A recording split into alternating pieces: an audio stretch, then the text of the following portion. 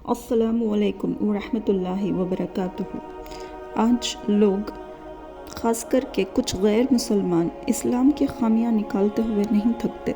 हालांकि मुझे लगता है उनके मज़हब में कोई खूबी नहीं है, तो हमारे मज़हब में खामियां निकालने से उनके दिलों को सुकून मिलता है।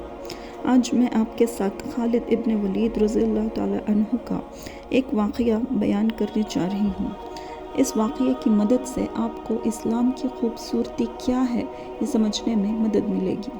खालिद इब्न वलीद रज़ियल्लाहु ताला अन्हु ने एक शहर को फ़तह किया।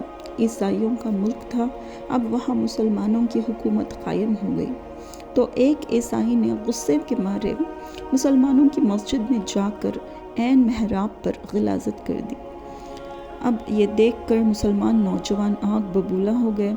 जैसे तैसे उनको खामोश कराया गया, लेकिन एक नौजवान लड़के ने रात के अंधेरे में चर्च में जाके वहाँ पर जहाँ मरियम की मूर्ति थी उसकी नाक काट दी।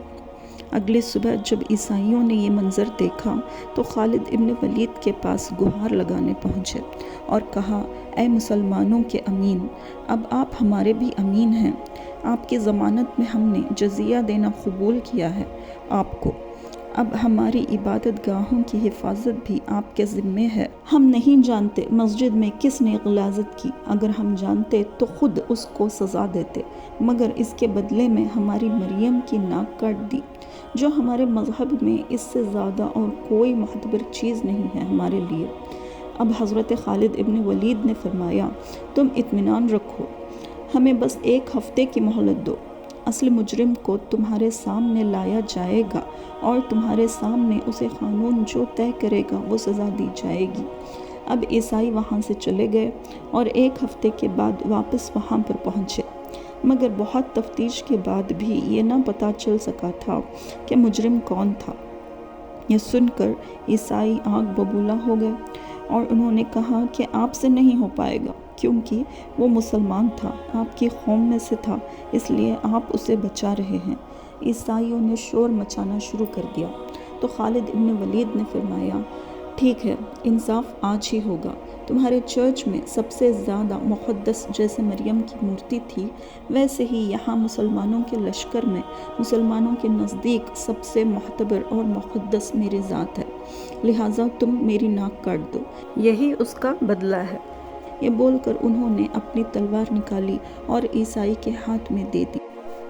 पादरी के हाथ में तलवार है, एक लम्हे सोचता है कि खालिद इब्न वलीद की नाक काट दूं, क्या ये इंसाफ का तकाज़ा है? क्या मरियम की मूर्ति की नाक का बदला हो सकता है कि खालिद इब्न वलीद की नाक काटी जाए? आपने अपने चेहरे को आगे कर दिया, तलवार हाथ में है। अब ईसाई सोच ही रहा था कि खालिद इब्न वलीद की नाक काट दूं, तभी मुसलमानों की चीखें निकल गईं और भीड़ में से एक नौजवान निकला और उसने कहा, मेरे अमीन, वो मुजरिम मैं हूँ, और उस ईसाई से कहा, मेरे अमीन को छोड़ दो और मेरी नाक काट लो। तभी ईसाई ने कहा, नहीं, तुम्हारे इंसाफ और मोहब्बत की तलवार ने हमारे दिलों को काट दिया है। अब हमें ना तुम्हारी नाक चाहिए और ना तुम्हारे अमीन की, बल्कि अब हमें ज़रूरत है कि हम ऐसे मुक़द्दस मज़हब में दाखिल हो जाएं।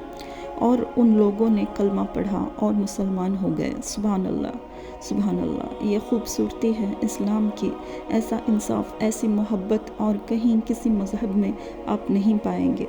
आज अगर हमारे कोई भी गैर मुसलमान भाई हमें सुन रहे हैं तो मैं कहना चाहूँगी कि ये सही तरीक़ा होता है अपने मज़हब को दुनिया के सामने रिप्रेजेंट करने का, ना कि लोगों से ज़बरदस्ती नारे लगवा के, लोगों को धमका के, डरा के, उन पर जुल्म करके आप इस तरह से कभी अपने मज़हब को आबाद नहीं कर सकते, बल्कि इस तरह से आप अपने मज़हब को बर्बाद कर रहे हैं और उसे कई गुना ज़्यादा पीछे ढकेल रहे हैं। और मैं अपने मुसलमान भाइयों से दरख्वास्त करूँगी कि हमारे वीडियो को ज़्यादा से ज़्यादा शेयर करें और हमारे वीडियो को गैर मुसलमान भाइयों तक भी पहुँचाएँ।